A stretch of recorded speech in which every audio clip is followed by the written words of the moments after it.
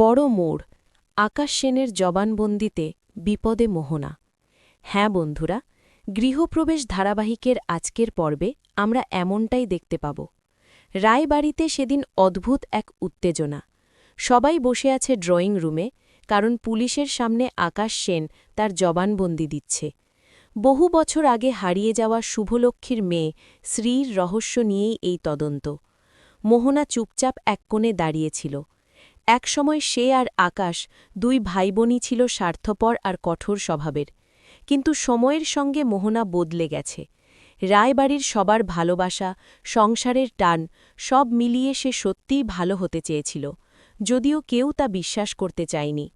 হঠাৎ আকাশের কথা শুনে ঘরে নীরবতা নেমে এলো। আকাশ বলল, শ্রী হারিয়ে যাওয়ার পিছনে মোহনার কোনো হাত নেই।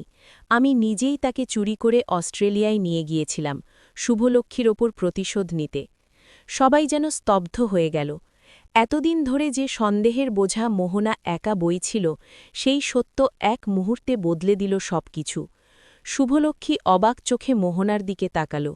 সে জানত একসময় মোহনা তাকে সহ্য করতে পারত না, কিন্তু গত কয়েক বছরে মোহনার আচরণ বদলে গিয়েছিল। তবুও কেউ বিশ্বাস করেনি। আকাশ আবার বলল, আমি চাইনি মোহনা এই বাড়িতে শান্তিতে থাকুক, তাই এমন কাজ করেছি। কিন্তু মোহনা বদলে গেছে, সত্যিই বদলে গেছে। কথাগুলো শুনে মোহনার চোখে জল চলে এলো। এতদিনের অপবাদ, একাকিত্ব আর কষ্ট যেন বুকের ভেতর থেকে বেরিয়ে আসছিল। রায়বাড়ির সবাই ধীরে ধীরে বুঝতে শুরু করল, মানুষ ভুল করতে পারে, কিন্তু চাইলে বদলাতেও পারে। আর সেই বদলের প্রমাণ আজ তাদের সামনেই দাঁড়িয়ে আছে। মোহনা, যে একসময় খারাপ ছিল, কিন্তু এখন শুধু একটা জিনিসই চায়, পরিবারের ভালোবাসা। ভিডিওটি ভালো লাগলে অবশ্যই চ্যানেলটি সাবস্ক্রাইব করবেন।